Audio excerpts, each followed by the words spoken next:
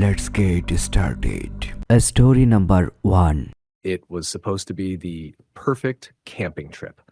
A small group of friends, the kind that had been planning trips together since college, making the decision to get away from the noise of the city and spend a few days in the wilderness. We had done it before, and each time it was better than the last. So when Mark suggested the old campsite near Mount Rainier, it seemed like a no-brainer.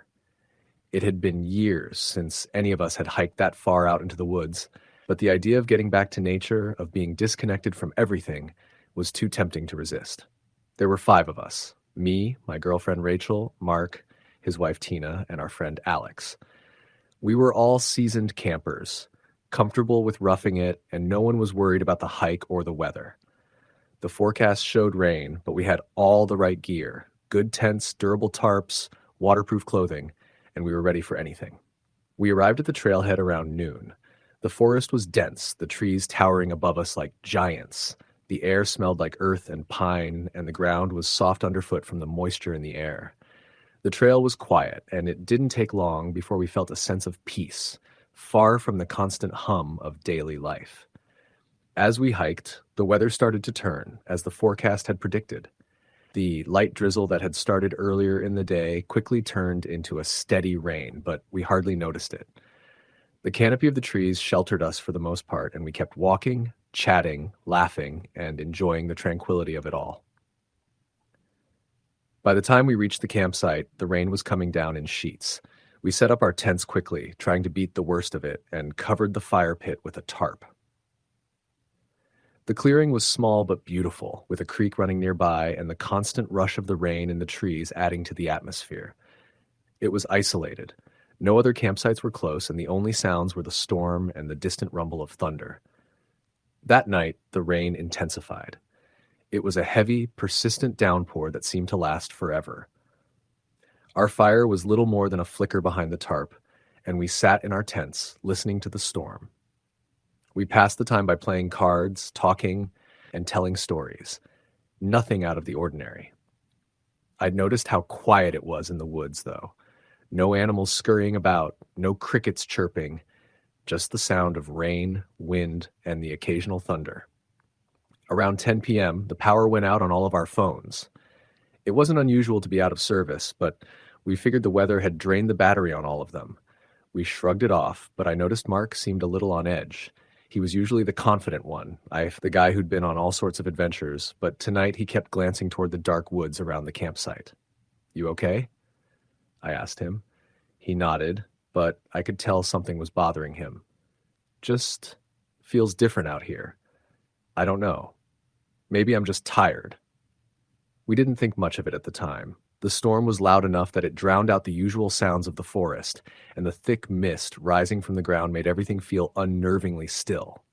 We all turned in early that night, settling into our tents to try and sleep through the rain. I don't know what woke me up. It wasn't the rain, which had become louder and more intense.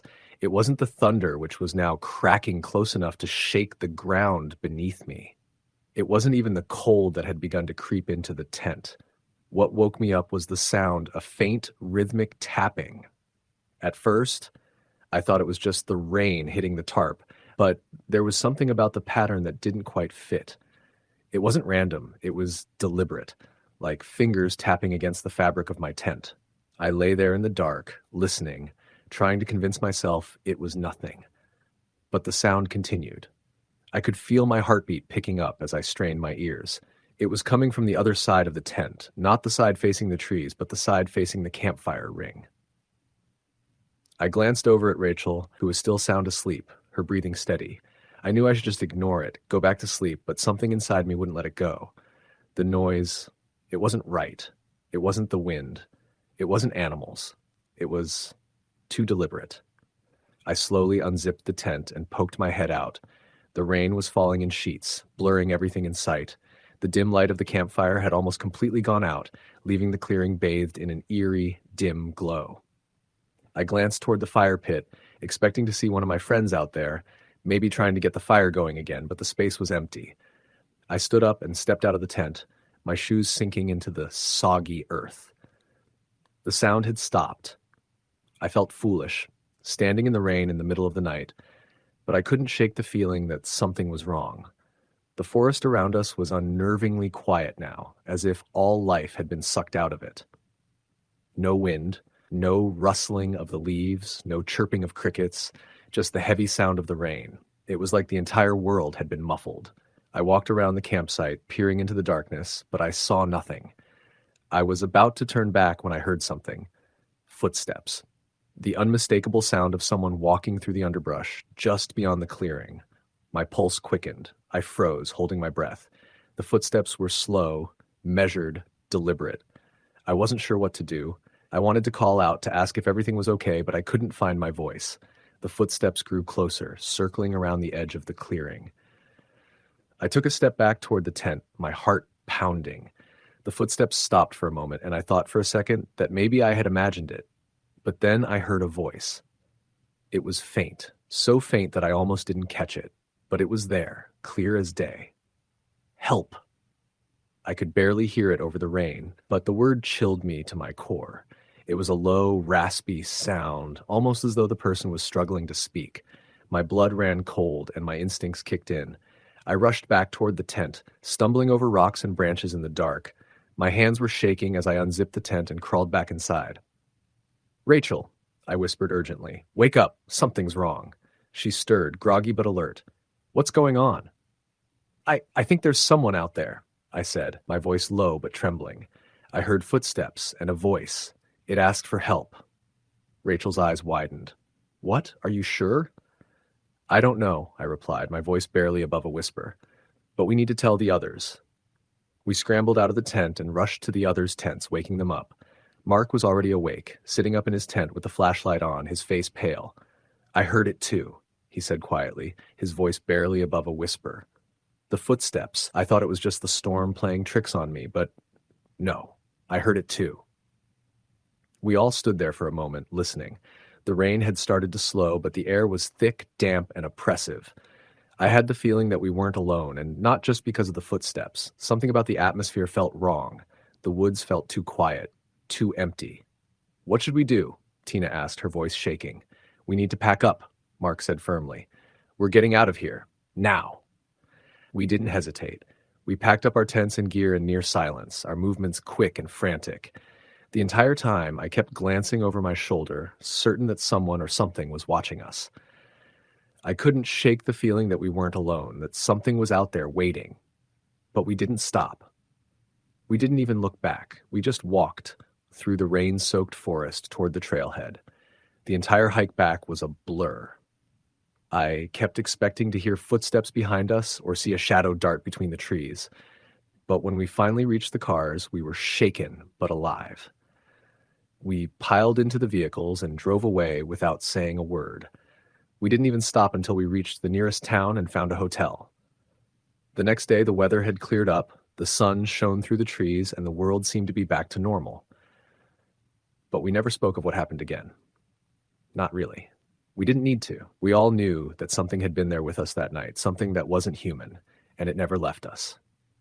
Story the end. Story number 2. I've been an avid camper for years. There's something about being in nature, away from the constant noise of the world, that makes me feel at peace. I've camped in many places, from remote forest campsites to national parks. But there's one experience, one rainy night camping trip, that I'll never forget. It still haunts me, and every time I think about it, I feel a chill run through me, even though it happened almost a decade ago. It all started when I decided to take a solo camping trip to a secluded site in the Appalachian Mountains. I'd been eyeing this place for months, researching it and reading all the online reviews. It was a remote area, well off the beaten path, and while it was known for its beauty, it was also notorious for being desolate and isolated. No cell phone signal, not a lot of traffic, just the deep forest and the sounds of wildlife. Perfect, I thought. I wanted to disconnect and get away from the busy world for a while. I arrived on a Friday afternoon. The weather was overcast and there was a slight chill in the air, but nothing unusual for this time of year. I set up camp near a small creek, surrounded by tall trees that whispered with the wind. I had a modest tent, some firewood, and enough supplies to last the weekend. The hike to the campsite had been peaceful, with nothing more than the occasional rustling of leaves underfoot and the distant call of birds. It felt like a dream. Just me, the trees, and the quiet. The first evening passed without incident. I made a fire, cooked some simple food, and sat by the flames, enjoying the solitude. The wind began picking up as the sun dipped behind the horizon, and the temperature dropped, so I retreated into my tent to get some rest. The rain had been forecasted for the following night, but for now it was calm, and I drifted off to sleep without a care in the world. Around 2 a.m., I woke up to the sound of rain. It was light at first, just a soft tap on the tent fabric, but it quickly grew into a steady downpour. The wind picked up too, causing the tent to shudder every now and then. It was that kind of rain that seemed to be endless, falling hard enough that it created a constant rush of sound. I was used to the sound of rain when camping, so I didn't think much of it. I turned over, adjusting the sleeping bag to keep warm, and tried to get back to sleep. That's when I heard it. A sound, faint but distinct, cutting through the rain. It wasn't the wind or the rain. It was a voice. It was distant but unmistakable, and it chilled me to my core. Hello? The voice was soft but carried through the night air. It wasn't loud, more of a whisper than anything else. My heart skipped a beat. I lay still, trying to convince myself it was just the wind or maybe an animal making strange noises. But no, that voice had been human. It had sounded almost too real, too close. I glanced at my phone, but there was no signal. I was alone in the wilderness, miles away from anyone else. My thoughts raced. Maybe it was a hiker who had lost their way. But why hadn't they called out louder? Why didn't they just walk up to the campsite, and why had they sounded so far away? I decided to ignore it. Probably just some weird echo or the wind playing tricks on me. I rolled over and tried to sleep again, but it wasn't long before I heard the voice again. Help me. This time, the voice was clearer. It was unmistakable, urgent, desperate. My heart pounded in my chest. I couldn't stay in the tent anymore. I had to check it out. Maybe someone had gotten lost and I could help. I grabbed my flashlight, unzipped the tent, and stepped outside into the rain. The temperature had dropped significantly, and the rain soaked through my jacket almost immediately. The woods were darker than I expected, with the only light coming from the faint glow of my flashlight. My breath came out in visible puffs as I scanned the area. The wind howled through the trees, and the rain slashed against my face, but there was no sign of anyone. Hello? I called out, but my voice was swallowed by the rain. No response. I stood there, feeling the cold seep into my bones, and listened. The forest was eerily quiet except for the rain and the occasional rustle of leaves in the wind. I took a few more steps into the woods, shining my flashlight in every direction, but nothing. No lost hiker. No signs of life. The voice had stopped, and now the only sound was the steady patter of rain on the forest floor. I turned back toward my tent, feeling a strange unease settle in my stomach. Maybe I had imagined it. Maybe I was just tired and my mind was playing tricks on me. I walked back to the campsite, but as I reached the edge of the clearing, I froze. I heard it again. Help me. The voice wasn't coming from the direction of the trail or the creek. It was coming from deep in the woods, from the direction of the dense trees beyond the clearing. The voice wasn't desperate anymore. It was soft, almost mournful, like someone who had given up hope long ago. I stood frozen in place, the beam of my flashlight trembling in my hand. My skin prickled with fear. Something wasn't right. No one was supposed to be out here. No one could be. The storm had isolated me completely. There was no way someone else was walking around in the woods at this hour, in this kind of rain. I needed to get out of there. I didn't know what it was that I had heard, but the thought of staying out in the woods alone any longer was unbearable. I rushed back to my tent, packed up as quickly as I could, and tried to stay calm. My hands shook as I folded the tent and shoved everything back into my bag. I was moving as fast as I could, but the heavy rain and the dark made it difficult. Every step felt like an eternity. But then, just as I was about to finish packing, I heard it again. This time, it wasn't a whisper. It was a scream. Help me. Please. It was coming from behind me, closer this time. My heart pounded in my chest as I spun around. The voice wasn't distant anymore. It was right there, just behind the trees at the edge of the clearing. It was louder now, more urgent, as if the person was right outside my tent. I couldn't move. I couldn't breathe. For a few moments, everything was silent. The rain, the wind, the forest, everything seemed to hold its breath.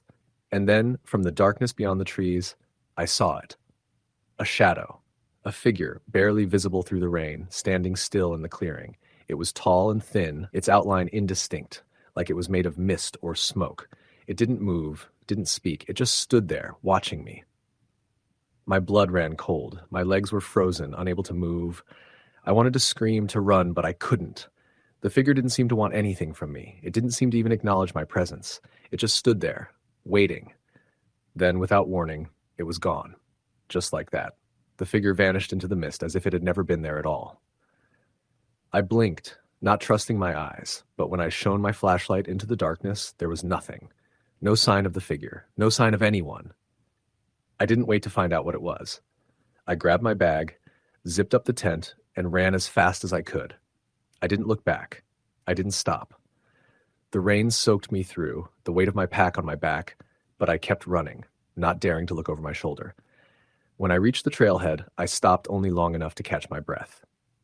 The rain was still coming down, but the woods had never felt so empty, so silent. I made it back to my car without incident, but I didn't feel safe until I was miles away from that forest. The rest of the drive home was a blur, my hands gripping the steering wheel, my heart still pounding. But even now, years later, I still hear that voice in my dreams sometimes. It's soft, calling to me from the dark, asking for help. And every time I wake up, drenched in sweat, I can't help but wonder if that voice was something else entirely, something that was never human to begin with. Story the end. Story number 3. It was supposed to be a simple weekend camping trip. Just 3 of us, some gear, and a chance to get away from city noise. We were all close friends since high school, each of us tangled in different jobs and lives now, so these rare meetups were sacred. The plan was to head out to a forested area near Pine Hollow, a less frequented spot we had read about online.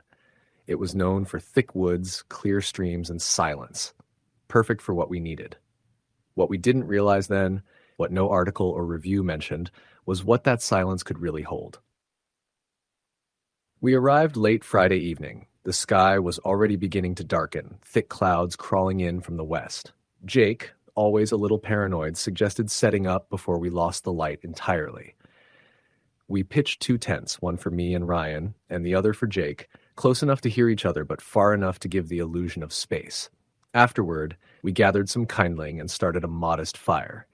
We cooked canned chili and toasted marshmallows while laughing about stupid high school memories. The woods were quiet, except for the occasional rustle of wind or the chirp of insects. There were no other campers nearby, at least none that we could see or hear. That night, we turned in early, sometime around 10, the fire reduced to glowing embers. At some point during the night, the rain began. It wasn't heavy, just a soft, steady drizzle tapping on the nylon roof of the tent. It was soothing, rhythmic. I was drifting in and out of sleep when I thought I heard something beneath the rain. It sounded like footsteps, but not close. Just soft crunches of wet leaves, intermittent and slow. I sat up, listening. Ryan was asleep, breathing deeply, unbothered. I waited, the sound coming again. Crunch. Pause. Crunch. "Jake?" I whispered, unsure if he might be out for a piss. No answer. I waited again. The steps didn't come closer, but they didn't go away either. They just kept pacing. It seemed beyond the edge of our camp. I finally unzipped the tent, peering into the darkness. The rain had fogged the air slightly, making visibility poor. My flashlight beam cut through the mist, illuminating trees and brush. Nothing else. I whispered Jake's name again, louder this time. A light flicked on in his tent. "You good?" he called groggily. "You out here just now?" "No, I was asleep." "Did you hear anything?" He paused. "No." "Okay. Never mind." I zipped the tent shut again, chalking it up to an animal. The next morning, the rain had stopped, leaving the forest soaked and gleaming. Ryan was already up, making coffee.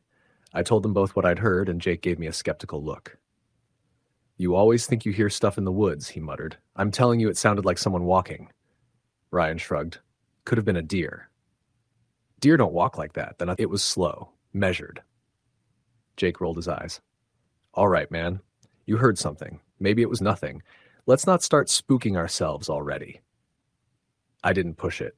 We spent the rest of the day hiking a nearby trail, then returned by evening to cook dinner and sit by the fire again. The sky was already darkening earlier than the forecast predicted, and more clouds were pushing in. We figured another round of rain was coming. After dinner, we were all staring into the fire, drinks in hand, when Ryan suddenly turned his head. "You hear that?" he said.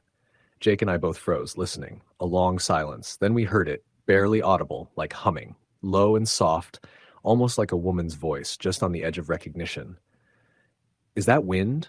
Jake asked. "No," I said. "That's not wind." We killed the fire and sat completely still. The humming continued for another 10, maybe 15 seconds, then stopped. Silence returned, except now it felt heavy.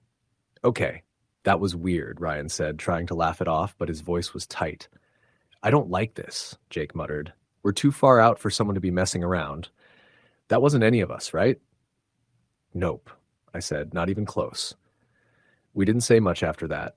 Each of us crawled into our tents, though I doubt any of us fell asleep quickly. The rain returned later, heavier this time. I lay there, eyes wide, listening. Hours passed, then I heard it again. The footsteps. Closer now. I didn't move. I didn't breathe. The pacing was slower this time and deliberate. Crunch, crunch, crunch. I turned to Ryan, whispering, "You awake?" A groggy, "Yeah? You hear that?" "I do." We stayed still, both of us holding our breath. Crunch, crunch. Then the footsteps stopped. Silence stretched for minutes. Just rain. Then something brushed the side of our tent, slow and dragging like fingers or branches. I sat up fast. "Jake," I called out, barely above a whisper. No answer. Then we both jumped as Jake screamed. I fumbled with the zipper and bolted out into the rain, Ryan behind me. Jake's tent was collapsed like it had been crushed from above. We scrambled to pull it open. Jake was inside, flailing, eyes wide with panic. "What the hell happened?" I yelled. Jake was shaking. It was outside. Something was standing outside. I saw the silhouette. I thought it was you. I called out, but it didn't move. It just stood there. We dragged him out and got him into our tent. He wouldn't stop shaking. We all stayed up the rest of the night, lantern on, the rain pouring relentlessly outside. We tried to make sense of it, but there was nothing that did. We didn't see anyone. We didn't find tracks the next morning, not even our own from the night before. The ground was soft and wet. There should have been some kind of imprint, but there was nothing. That morning, we packed up early, all of us silent. Jake was the first to suggest we cut the trip short, and none of us argued. But the story doesn't end there. As we walked back to where we had parked, the rain easing into drizzle, I felt a sharp chill crawl up my spine. I turned back just once, scanning the woods, and that's when I saw it. Someone was standing between the trees. I thought I was hallucinating. I blinked, squinting, heart hammering. The figure was pale, too pale, and motionless. A woman, maybe. But her features were wrong, blurred like a smear in a painting. She wasn't looking at us. She was just standing there, turned slightly away. I didn't say anything. I just kept walking. Back at the car, I looked at Ryan and Jake. "We're never going back there," I said. They both nodded without hesitation. Months passed. We went on with our lives, but something had changed. Jake became withdrawn. He started having night terrors, sometimes screaming so loudly his neighbors would bang on his door.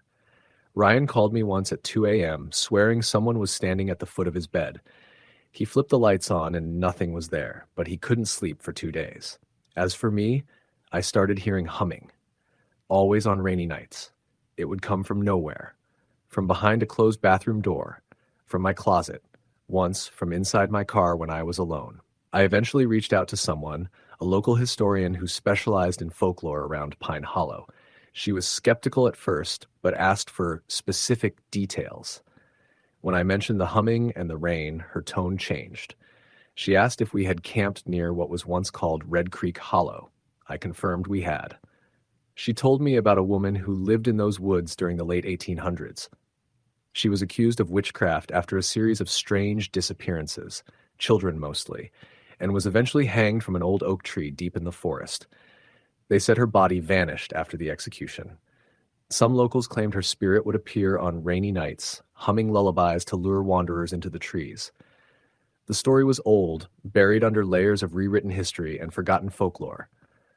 But the details, they matched. We never went back. We never even talked about it again, not really. It was like the more we remembered, the more it stayed with us. I haven't camped since. Story the end. Story number 4. It was supposed to be a nostalgic weekend getaway. Me, my brother Kevin, and our 2 childhood friends Daniel and Luis had planned a camping trip deep in the Pine Barrens of New Jersey. We used to hike and camp there during high school, and now, more than a decade later, it seemed like a perfect way to plug and reconnect. We all had demanding lives, jobs, relationships, bills, and a few days in the woods felt like the perfect escape. Kevin found the exact spot we used to visit, this secluded patch near an old stream, surrounded by towering pine trees and thick underbrush. We used to call it the Hollow, mostly because the ground sloped in just the right way that everything felt lower than the world around it, like it was its own little pocket of wilderness. We packed our gear, brought plenty of food, and reached the trailhead just before noon on Friday. The forecast had said light rain in the evenings, but we didn't care. A little rain never ruined a good camping trip. The hike in was uneventful, maybe 2 miles through the mud and pine needles before the trees opened up into the familiar clearing. It looked just like we remembered, overgrown but untouched, with the remnants of the old fire pit still in place. The nostalgia hit hard. We were laughing about old stories, telling dumb jokes, and setting up our tents as the clouds started to gather. By the time we got the fire going and dinner cooked, the drizzle had started. We pulled out tarps and strung them above our little camp, just enough to keep the firewood dry and give us some cover. The sound of rain hitting the tarp and leaves was comforting at first. It gave the night a kind of rhythm. We sat around the fire, passing around a bottle of whiskey and talking about everything: college memories, crappy bosses, failed relationships. It felt like no time had passed at all. Around midnight, Luis stood up and pointed toward the woods. "You guys hear that?" he asked. We paused, listening. The rain had picked up a bit, but beyond that, there was nothing, just the distant gurgling of the stream. Kevin shook his head. "Just the wind, man." But Luis didn't sit back down right away. He stared into the trees, squinting. "I thought I saw someone over there, like a person, just standing." We all laughed, though it was more nervous than amused. "Probably just shadows, man," Daniel said. "Between the fire and the rain, your eyes can play tricks." Luis eventually shrugged and sat down, but the mood shifted after that. We turned in about an hour later. Kevin and I shared a tent, while Luis and Daniel bunked in theirs about 10 feet away. Sometime during the night, I woke up needing to pee. I checked my phone, 3:12 a.m. The rain was still coming down, not hard, but steady enough to be annoying. I unzipped the tent, stepped out into the cold, wet night, and walked a few yards away from camp. The woods were pitch black beyond the fire's faint glow, and everything was soaked. The air smelled like wet bark and moss. While I was finishing up, I heard it, a snap, like a branch being stepped on. I turned fast, expecting to see Kevin or one of the others, but there was no one, just trees. The rain made it hard to hear clearly, but I knew I heard something. I moved back toward the tent, scanning the darkness. That's when I saw it. A figure. A pale human shape about 20 or 30 feet beyond the edge of our camp, standing between 2 trees. I froze. It wasn't moving. It wasn't saying anything. Just standing there, barely visible between the shifting shadows and rain. I thought maybe it was a trick of the light again, or maybe Luis messing with us, but something in my gut told me it wasn't either of those things. I stepped closer to the tent and whispered, "Kevin, hey, wake up." He stirred, groggy. "What?" "There's someone out there," I said. That woke him up. He sat up fast and looked out the mesh screen. "Where?" I pointed, but the figure was gone. "There was someone," I said. "I swear." Kevin stepped out with me, holding a flashlight. He swept it across the trees, the rain catching in the beam like mist. Nothing. The forest looked empty. He gave me a look, not accusing, but skeptical. "Weird," he muttered. "Maybe a deer?" I didn't argue. We both went back into the tent, though I didn't sleep for the rest of the night. The next morning, the others teased me about my ghost sighting, especially Luis. I tried to play along, but I was still uneasy. Something about what I'd seen felt real. I knew what deer looked like. I knew how shadows moved. This was something else. It stood like a person, still and deliberate. The second day was spent hiking and exploring the area. It drizzled on and off all day, and by evening the storm picked up again. We gathered more firewood, reinforced the tarps, and settled in for another night. The ground was soggier now, and the fire hissed and smoked from the damp logs, but we made it work. As night fell, things got stranger. We were sitting around eating some grilled hot dogs and trading stories when we started hearing noises, not the usual forest sounds. These were deliberate. Crunching footsteps just beyond the ring of light. Snap. Rustle. Crunch. Then silence. Then again from a different direction. We went quiet, listening. Kevin stood up with the flashlight again, turning in a slow circle. "I swear if this is you messing with us, Luis," he said. Luis raised his hands. "Dude, I haven't moved from this spot." We didn't see anything, but the noises kept happening, moving around us in a slow, almost lazy circle. It was like something was pacing just outside the boundary of our camp, careful not to get too close. "We should pack it in," Daniel said finally. "Something's out there. Coyote, maybe." We all agreed. I wasn't the only one spooked this time. That night in the tent, Kevin stayed quiet for a long time. Then he whispered, "You think it's someone messing with us? Like a local?" "I don't think it's human," I said before I could stop myself. He didn't respond. Sometime after we fell asleep, I woke up to the sound of whispering. I thought it was a dream at first, but it didn't stop. A low, barely audible whispering, like two people talking just outside the tent. I sat up, heart pounding. Kevin was still asleep. I strained to listen. It didn't sound like English. Or if it was garbled, wet-sounding like words underwater. I moved toward the flap and peeked out. The fire was nearly dead. Rain still fell in a steady drizzle. But there, just past the remains of the fire, was the figure again. Not standing this time. Crouching. Its arms were too long, dangling nearly to the ground. Its skin was white, but not like normal skin. It looked wrong, like stretched wax. It turned slowly, and though I couldn't see eyes, I felt them on me. I ducked back into the tent, shaking Kevin awake again. He groaned but sat up quickly when he saw my face. "It's here again," I whispered. "It's closer." This time, he didn't hesitate. He grabbed the flashlight and unzipped the tent. The light cut through the mist, swinging wildly. Nothing. But when we stepped out, we saw the footprints. Dozens of them, all around our tents. Barefoot prints in the mud, too large to be a child, too narrow for an animal.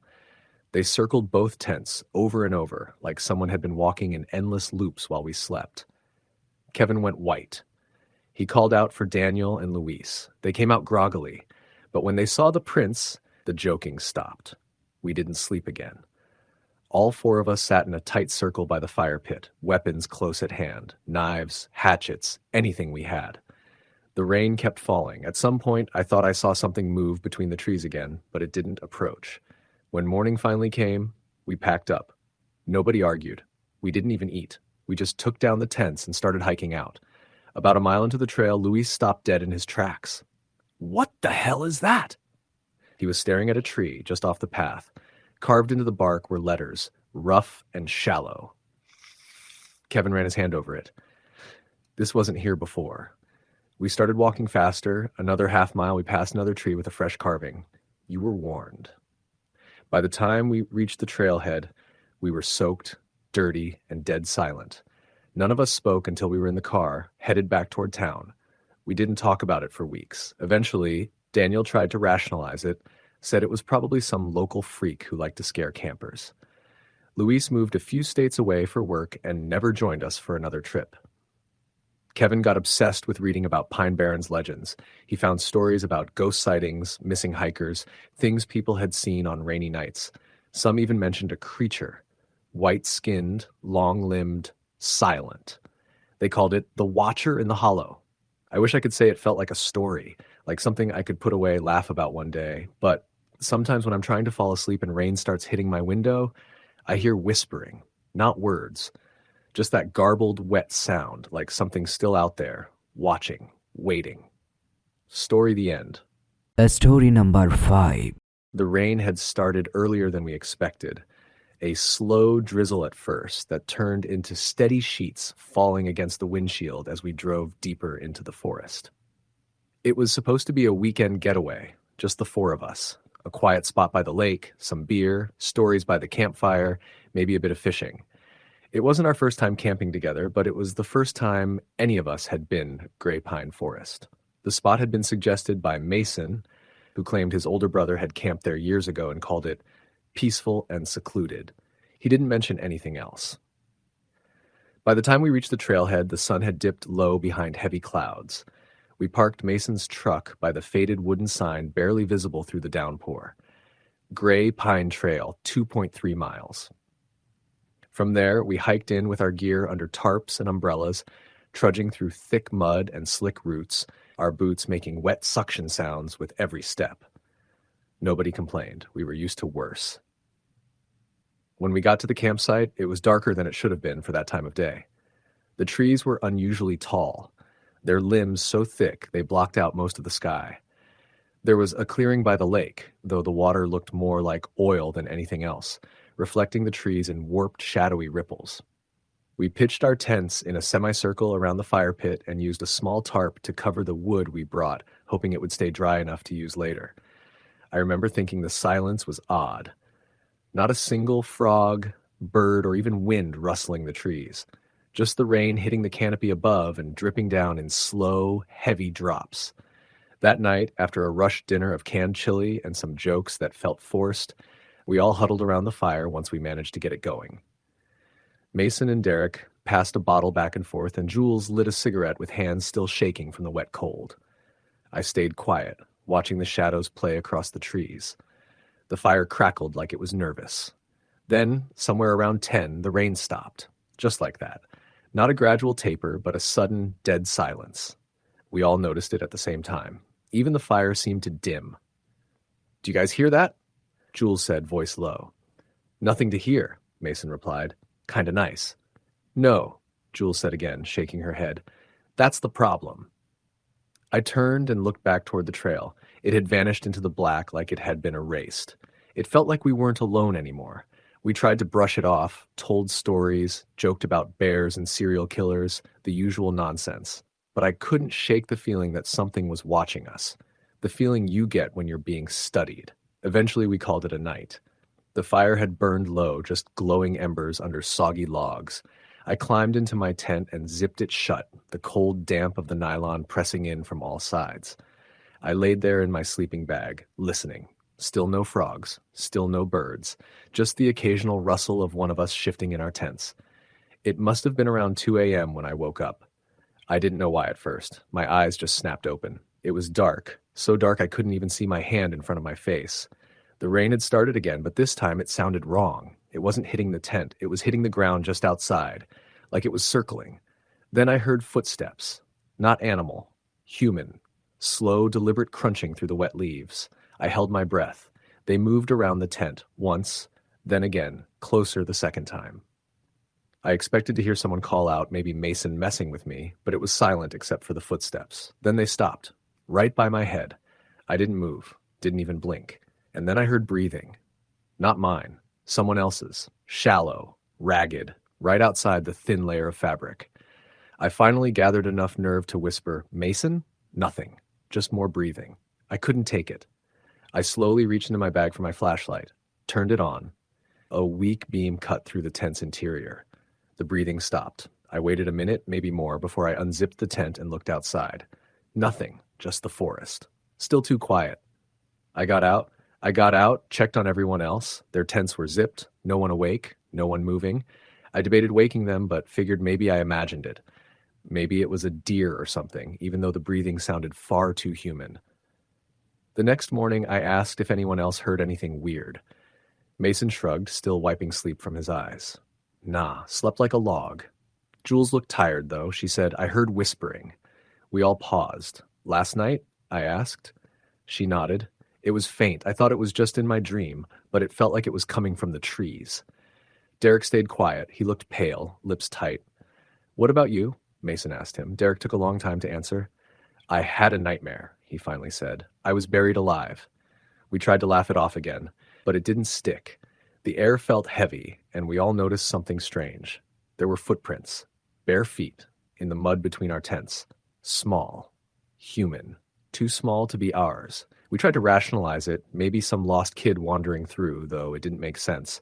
We were miles from the nearest road, and the trail was nearly invisible when it rained. That day, we stuck close to the campsite. No fishing. No exploring. It rained off and on, and the clouds never lifted. At one point, Jules wandered off to pee. When she came back, she looked shaken. "I saw something," she said. "By the trees. It looked like a girl. She was just standing there, not moving." "How old?" I asked. "Maybe 10? 11? We grabbed our flashlights and walked to where she'd pointed, but there was nothing, no sign of anyone, just mud and moss and dripping trees. That night, we all stayed in the same tent. It was crowded and damp, but none of us wanted to be alone. Around midnight, the whispering started. It wasn't outside, it was inside the tent. I could feel it brush my ear like a breath. "Get out!" I jumped, turned on my flashlight. Everyone else was wide awake, eyes darting. "You heard it too?" Mason asked. We nodded. The whisper came again. "He's watching." We scrambled out of the tent. The forest was pitch black. We stood there, backs to each other, flashlights scanning in all directions. Then we saw her. A girl, pale, soaking wet, hair stuck to her face, wearing a white nightgown stained with mud, standing just beyond the reach of our light. She didn't move, didn't blink, just stood there. Then slowly she turned and walked into the trees. We didn't follow. The next morning we were packed up by dawn. Nobody said much. We just wanted out. As we reached the trail, Derek stopped and pointed. There was something hanging from a branch. A doll. Old. Mud-stained. With its eyes torn out. We left it. Didn't speak of it the whole hike back. When we got to the truck, it wouldn't start. Dead. No power. Mason swore it had a full battery when we arrived. We sat there, debating what to do, when a car pulled up behind us. An old pickup. A man got out, probably in his 60s, heavy-set, wearing a flannel soaked from the rain. "You kids camping up there?" he asked. Mason nodded. "Yeah. Why?" The man looked grim. "You shouldn't have." We all exchanged glances. "Back in the 70s, a family drowned up by that lake," he said. "Flash flood came out of nowhere. Dad and son made it out. Mom and daughter didn't. Girl was 10. He lit a cigarette, shook his head. "They say she walks that forest, looking for her mother." Jules quietly said, "She found us instead."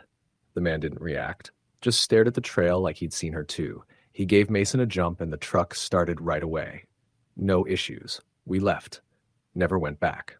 We kept in touch for a while after that, but something changed. Derek stopped replying to messages. Jules moved out of state. Mason got distant.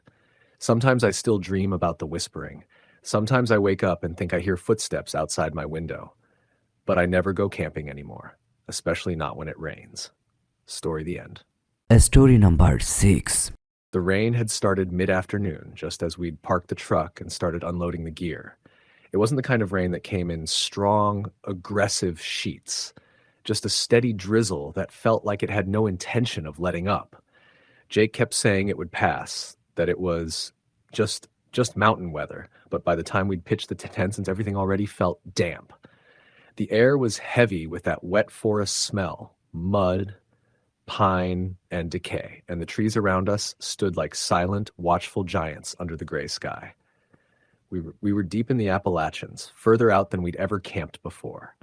No cell service, no park rangers, no real trails, just a logging road that had clearly not seen a maintenance crew in years, and an old spot we'd found through word of mouth. A friend of a friend said it used to be a Boy Scout camping area in the 80s, but had been shut down after a series of accidents. That should have been a red flag, but at the time, it just made the spot feel more remote and authentic. It was me, Jake, Lydia, and Ben, close friends since high school. We'd all grown up with backyard fires and day hikes, but over the last year, we'd started pushing ourselves further out into the wild. Less civilization, more nature. That's what Jake always said. And the isolation had always been half the thrill. By sunset, the rain had intensified into a cold mist that soaked through our jackets. The fire never really caught. We tried everything. Dryer lint, gasoline from the backup canister, even Jake's emergency fire starter, but the wood was too wet.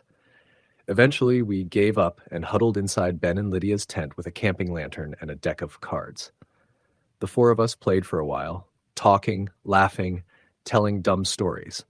The warmth of our voices made the rain seem further away, less oppressive. Around 10, the wind picked up and the temperature dropped sharply. The walls of the tent shuddered every few minutes with sudden gusts, and branches scraped against the nylon like fingers dragging over canvas. We could hear something bigger moving through the trees every so often, maybe deer, maybe a bear, but it never came close. Just rustled, paused, then moved on. Eventually, we called it a night. My tent was 10 yards from theirs, just far enough that I could still see the dim glow of their lantern through the rain, but not close enough to hear anything clearly. I slipped into my sleeping bag, zipped the tent shut, and laid there, listening to the sounds outside. Rain against nylon, wind in the trees, distant creaks and snaps in the woods, normal forest sounds, familiar enough to be comforting. But then, sometime after midnight, I woke up suddenly, heart pounding, drenched in sweat despite the cold. At first, I thought I'd had a nightmare, but I couldn't remember any dream. Just a feeling of being watched, like someone was inches from the side of the tent, staring down at me. I didn't move, didn't unzip the bag. I just lay there, eyes wide in the dark, trying to tell myself it was in my head. Then I heard it. Not footsteps, not animal noises. Breathing. Slow, raspy, human breathing, right outside the tent, the kind of breath that didn't care if you heard it, like it wanted to be noticed. I held my breath and listened, trying to track it, but the rain made it hard to tell which direction it came from. I thought about calling out, just saying Jake's name or whispering to Lydia. But what if it wasn't one of them? The breathing stopped. I waited. Maybe 5 minutes, maybe longer. Time felt strange. Finally, I worked up the courage to unzip the tent and peek outside. There was nothing there, just darkness, trees, and a shimmering curtain of rain. I shone my flashlight around, but didn't see any prints in the mud, which didn't make sense. Whoever had been out there would have left tracks. I told myself maybe it had been an animal with a weird snort or huff, something harmless. I zipped the tent back up, laid down, and tried to convince myself I was imagining things. The next morning, I didn't mention it, partly because it seemed ridiculous in the daylight, but also because I didn't want to freak anyone out. The fire finally caught around noon once we found some drier wood under a pine tree. We warmed up, ate instant oatmeal and jerky, and planned to hike a few miles further up the ridge to explore. The forest was beautiful in a somber kind of way. Moss-covered rocks, towering old trees, and fog that clung low to the ground. But even then, I couldn't shake the feeling that something was off. Around 3 p.m., we found the remnants of an old structure. Rotting logs, metal brackets, and a stone fire ring overgrown with weeds. Jake guessed it was the foundation of a cabin, or maybe the remains of the scout camp. There were rusted tools half buried in the dirt, an old hatchet head, a broken lantern, a mess kit. Lydia picked up a rusted whistle and joked that it looked cursed. Ben blew on it, and it made the weakest, shrillest sound I'd ever heard. We all laughed, but something about the moment stuck with me. That night, the rain returned harder than before. We stayed in our tents, too wet and cold to do much else. Around 1 a.m., I woke up again. This time I didn't hear breathing. I heard someone walking. Slow steps, sloshing in the mud. Deliberate. I sat up, heart in my throat, and grabbed the flashlight. I unzipped the tent as quietly as I could and looked out. The forest was pitch black, but I could just make out a shape, a figure standing between our tents facing mine, completely still. I froze. "Jake?" I whispered. No response. The figure didn't move, just stood there. No lantern, no flashlight. I couldn't see a face, just the outline of shoulders, head, arms hanging stiffly at the sides. I turned on my flashlight. There was nothing there, no figure, no footprints, just wet leaves and dark trees. I swept the light back and forth, but the space between the tents was empty. I didn't sleep the rest of the night. In the morning, I told the others. Jake shrugged it off, saying I probably dreamed it. Lydia and Ben seemed a little more concerned, but didn't say much. We debated packing up, but Jake insisted we stay. He thought maybe I'd spooked myself over nothing. By the third night, the atmosphere had changed. We were all more subdued, quieter around the fire, constantly glancing into the trees. None of us had slept well, and the rain hadn't stopped. It was wearing us down. The campsite felt smaller. The trees seemed closer. That night, no one stayed up late. We retreated into our tents early and zipped ourselves in. Around 2 a.m., I heard the whistle. That same shrill, hollow sound Ben had made with the old metal whistle, but this time it wasn't funny. It came from deep in the woods, far enough to echo, but close enough that it couldn't have been random. It blew once, then again, then a third time, a pattern, like a signal. I unzipped the tent and called out softly, "Jake, you hear that?" No answer. "Lydia? Ben?"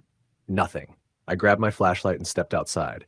The rain had slowed to a drizzle. Fog curled around the trees. Their tent was zipped up tight. No lights, no movement. Then I saw them.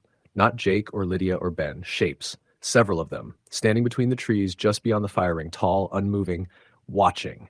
I tried to step back, but my foot slipped in the mud. I fell, flashlight skidding from my hand. When I looked up, they were gone. I scrambled to my tent, zipped it shut, and waited until sunrise. When morning came, I found their tent empty.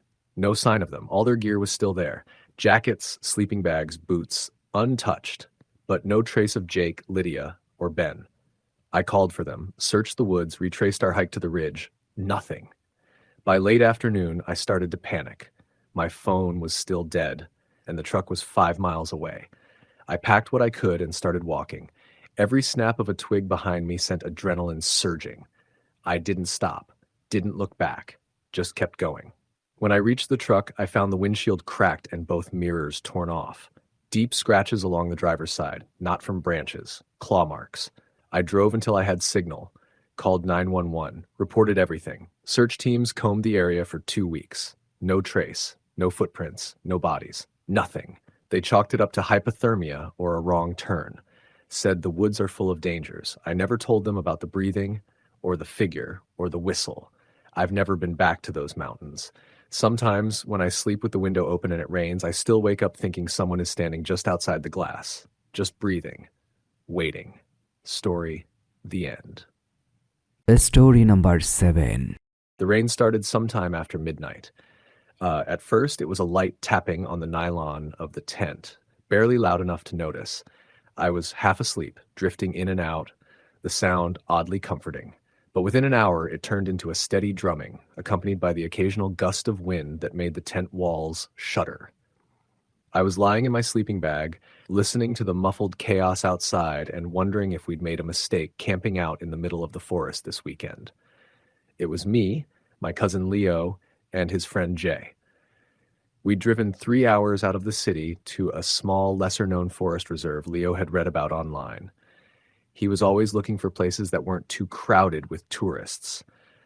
I didn't care much about the location. I just wanted to get out of town and clear my head. Things had been heavy back home.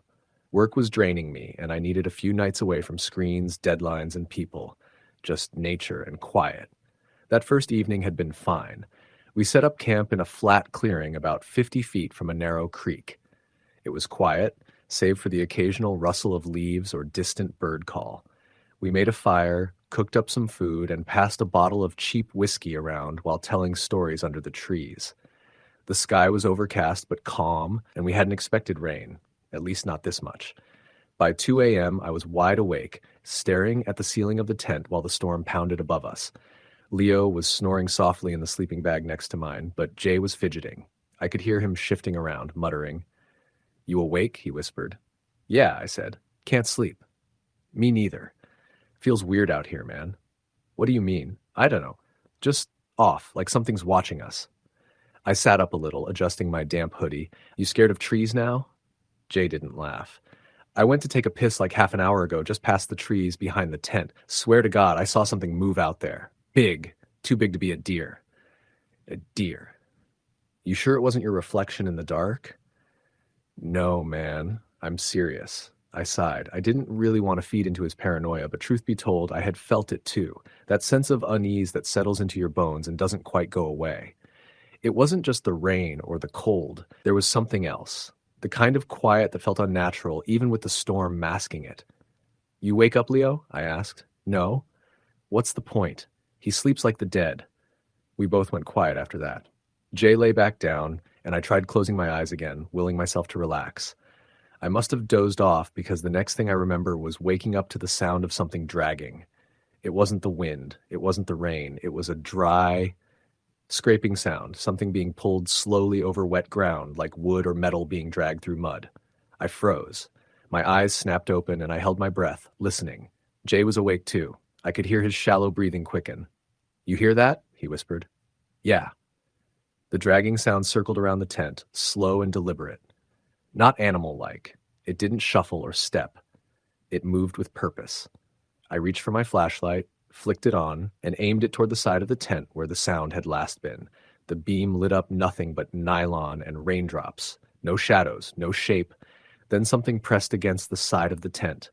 It was faint but visible, a small bulge from the outside like a hand pressing gently against the fabric. I stared at it, too stunned to speak. The shape lingered for a second or two, then pulled back, vanishing. Jay scrambled up. "We gotta go," he hissed. Leo was still out cold, even with all the noise. I reached over and shook him hard. "Leo, wake up." He stirred slowly, grumbling. "What? What's going on?" "There's someone out there. I'm not joking, man. Something's out there." Leo sat up, blinking, still half drunk or half asleep. "What are you talking about?" Then, without warning, all the noise outside stopped. The rain, the wind, even the rustling of leaves. It was like someone had hit mute on the entire forest. My ears rang in the silence. And then we heard it. A voice, low and croaky, right outside the tent. "Let me in." Jay screamed. Leo jumped to his feet, swearing loudly. I was frozen in place. The voice came again, this time from the opposite side of the tent. "Let me in." It wasn't a shout. It wasn't even angry. It was flat, almost robotic, like it didn't know how to feel. I couldn't move, couldn't even think. Jay unzipped the tent and bolted outside. "Jay, wait!" I yelled, stumbling after him. Leo grabbed a flashlight and followed.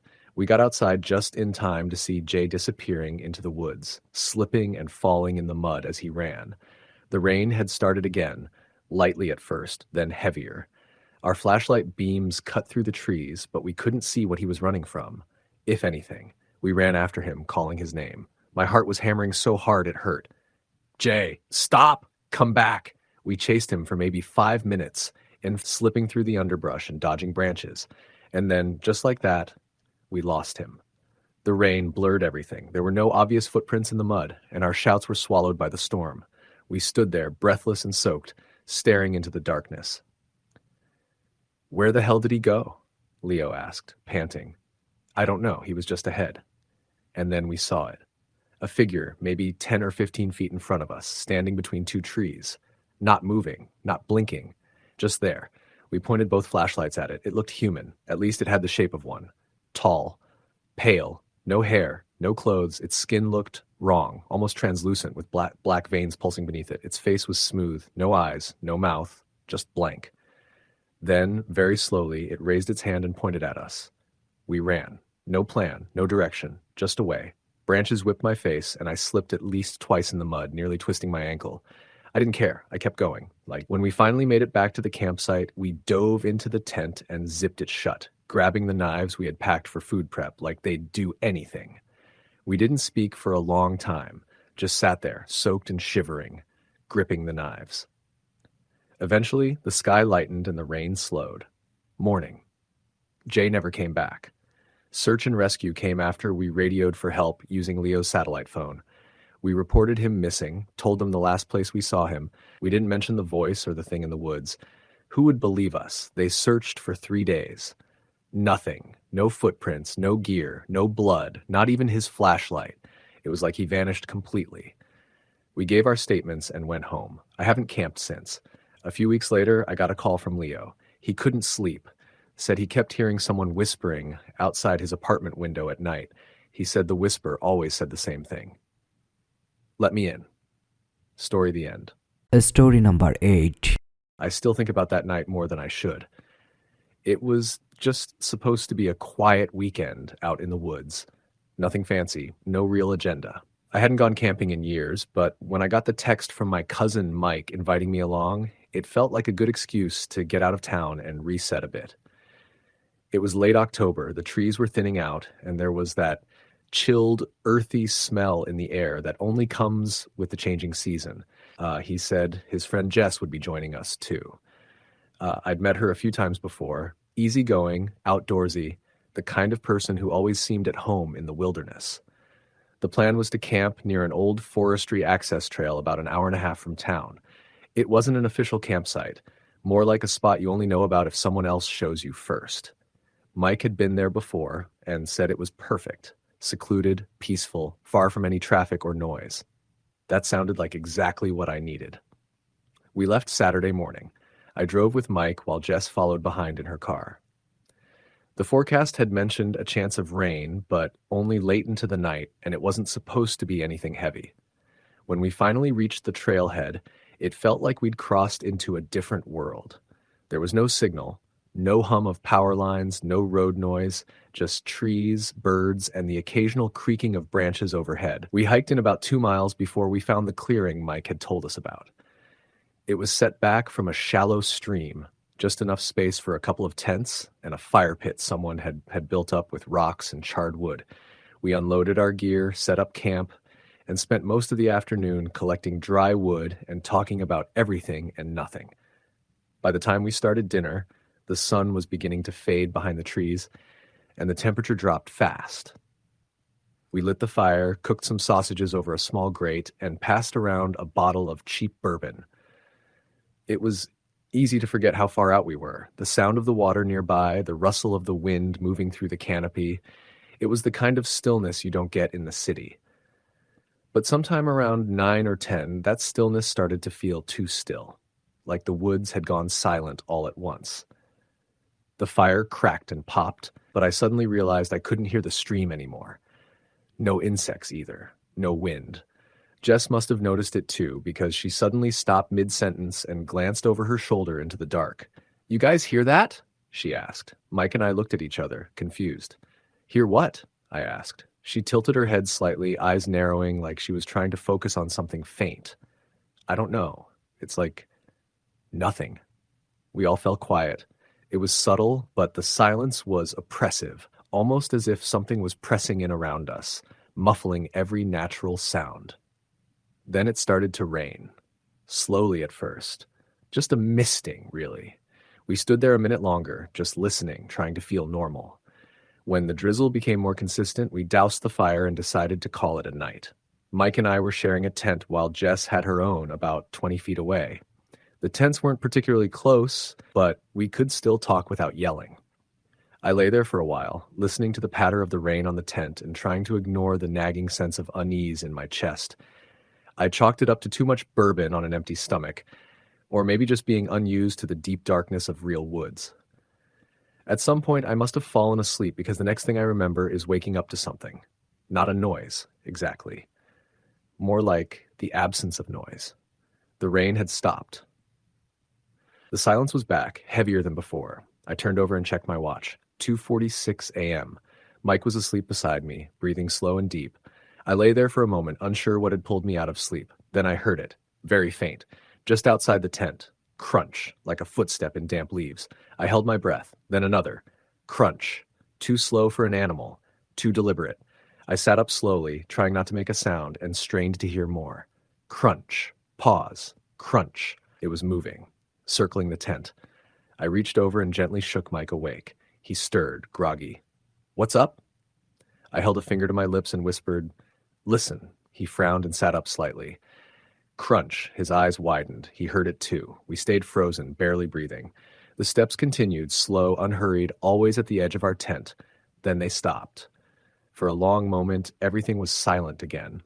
Mike reached for his flashlight, and as soon as he clicked it on, we heard it. Jess screaming. It wasn't a short scream or a startled yell. It was a long, terrified scream that seemed to tear through the woods like a knife. We scrambled out of the tent, light beams bouncing in the dark as we ran toward her tent.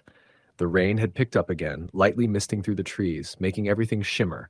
Jess's tent was torn open. The flap was hanging crooked and the inside was empty. "Jess!" Mike shouted. "Jess, where are you?" There was no answer. We searched the clearing, our lights darting from tree to tree, looking for any sign of her. The forest seemed darker than before, like the night had gotten thicker. Then we both heard it. From deeper in the woods, maybe 30 yards out, a soft voice. "Help." We froze. It was Jess. Or it sounded like her. "Help me," but there was something off about it. It was too soft, too calm, like she wasn't in pain or panicked, just repeating the words.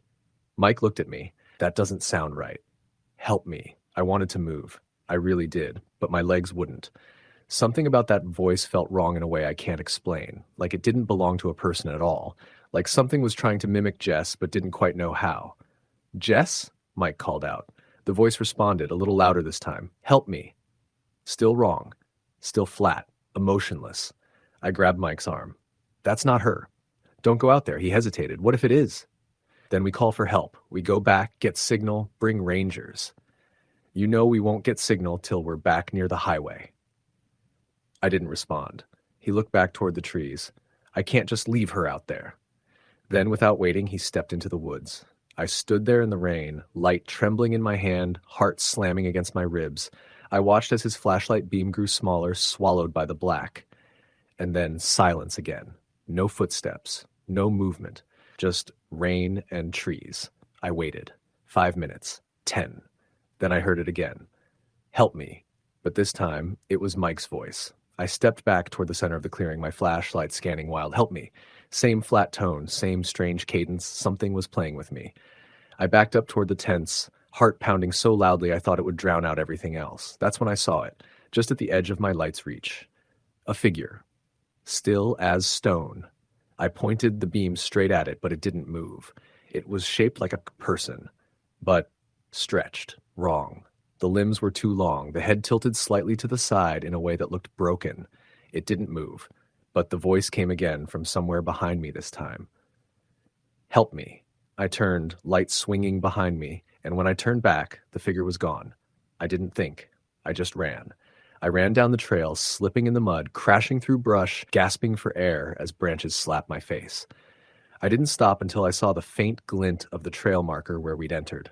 I kept going, all the way to the car. I don't even remember unlocking it, just starting the engine and slamming the doors shut. I drove until the GPS picked up signal again and made it to the ranger station. They searched the woods, spent days combing through every inch of that trail. They didn't find anything. No tents, no gear, no sign of a campfire, and no sign of Mike or Jess. I was treated like a suspect at first, grilled for hours, accused of making it up or covering something up. But eventually, they let me go. No evidence, no bodies, just nothing. I told them everything I could, everything I saw, everything I heard, but they didn't believe me. I don't expect you to either, but I know what I saw. I've never been camping again, and every time it rains at night, I still hear it. Help me. Story the end. Story number 9. It was supposed to be one last camping trip before everything changed. Mike had just gotten engaged. I was set to move out of state for a new job. Brandon had started seeing someone seriously, and Lucas, well, Lucas was Lucas. Nothing much ever changed with him, but even he knew this would be our last chance to get away as a group for a while. We picked a spot we hadn't been to in years, a secluded stretch of forest land up in the hills near Briar Ridge, a couple hours from where we grew up. It wasn't on any formal camping maps, but back in high school, Brandon's cousin had shown us this place, a clearing down a barely visible side trail off one of the main hiking routes. There was a pond nearby, a decent amount of flat ground for tents, and best of all, no one else ever went there. We left early Friday morning. The forecast warned of some rain that evening, but the weekend itself looked mostly clear. We figured we'd ride out the drizzle Friday night and enjoy the rest of the trip dry. The hike in was a little more overgrown than we remembered, but we found the clearing just like before. It felt exactly the same. Quiet. Tucked away. The trees leaned in a bit more than I recalled, and the pond had a slightly greenish film over the far end, but everything else was familiar.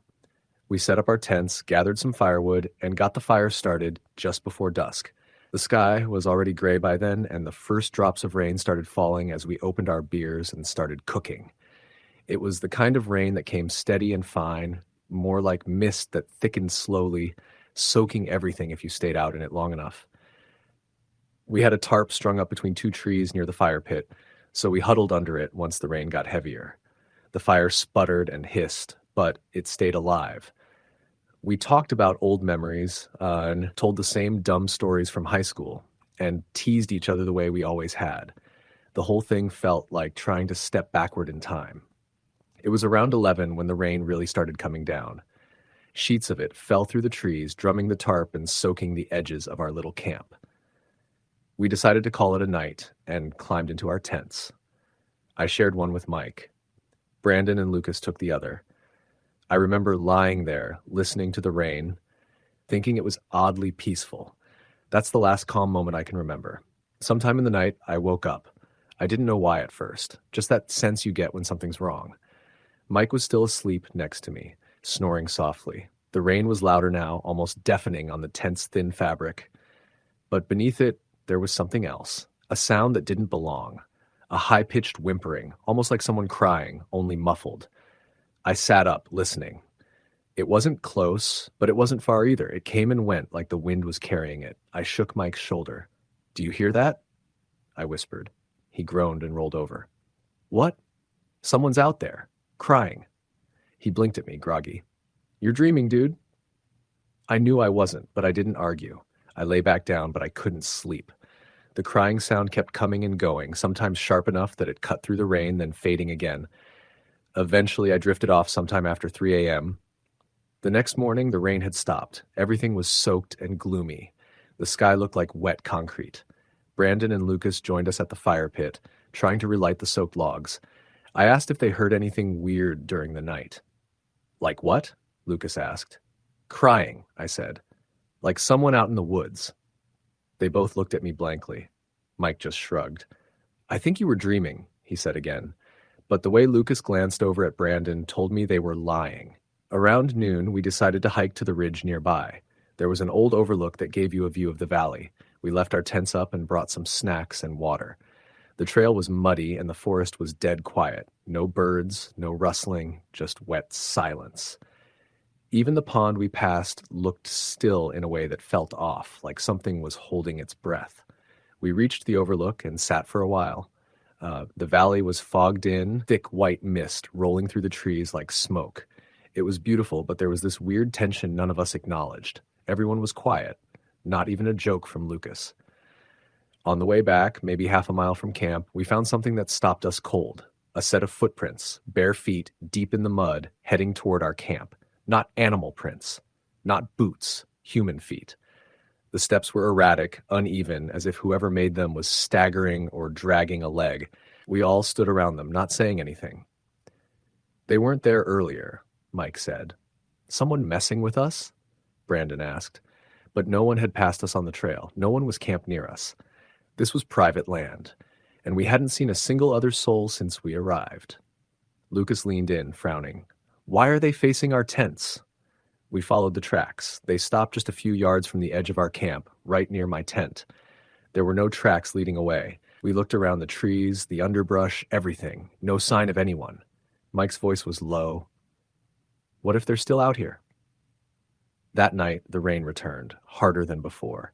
Thunder rolled in the distance, the fire wouldn't stay lit, and we all retreated to our tents early, not even pretending to enjoy ourselves anymore. Everyone was on edge. It was after midnight when I woke up again, not from a sound, but from a feeling. That sense of pressure in the air, like something was wrong again. Mike was out cold, completely unaware. The rain pounded overhead. I lay there, frozen, listening. Then I heard it. Not crying this time, breathing, just outside the tent, deep, wheezing breaths, slow and wet, like someone struggling with each inhale. I didn't move. I couldn't. The breathing went on for what felt like forever. Then it stopped. After a long silence, I heard a soft dragging sound, like fingers sliding across the tent wall. It moved along the side, inch by inch, circling. A shape brushed the fabric near my head. I could see it bulging slightly inward, like something was pressing a hand against it. Then a voice. Just a whisper, right at the seam where the two halves of the tent zipped together. "Help me."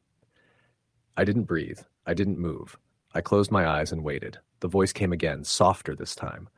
"Help me. I'm cold." The dragging sound moved away. The breathing faded. And then silence. I must have passed out because when I opened my eyes again, it was morning. The sun had risen, gray and weak behind the clouds, but it was day. I crawled out of the tent. The others were already up. Brandon was sitting near the fire pit, staring at the ground. Lucas looked like he hadn't slept at all. Mike was pale. I didn't even need to ask. They'd heard it too. There were new footprints, all around our tents, circling, dragging, deep impressions in the mud, as if someone had been crawling on all fours. One set led directly from the woods to Brandon's tent and stopped at the entrance. That zipper was open halfway. "Did you open that?" I asked. Brandon shook his head slowly. "It opened on its own, around 3. I heard it slide. Thought it was Lucas, but when I called out, there was no answer. Lucas didn't say anything. He just stared into the trees. We packed up that morning. No one said a word during the hike back. It was like our whole group had aged 20 years overnight. A week later, Brandon called me. He was back home, but he couldn't sleep. He said he kept hearing whispers outside his apartment window when it rained. Mike wouldn't talk about the trip at all. He stopped answering texts. Lucas moved back in with his parents. I heard he quit his job a few months later. As for me, I've tried to move on. I've told myself it was stress, exhaustion, maybe even collective paranoia. But every time it rains, I remember that voice, the way it sounded wet, broken, like someone who hadn't spoken in years. The dragging hand along the fabric of the tent. I still go camping, but never in the rain, and never near Briar Ridge, because I know we weren't supposed to be there. And I know something followed us back. Story the end.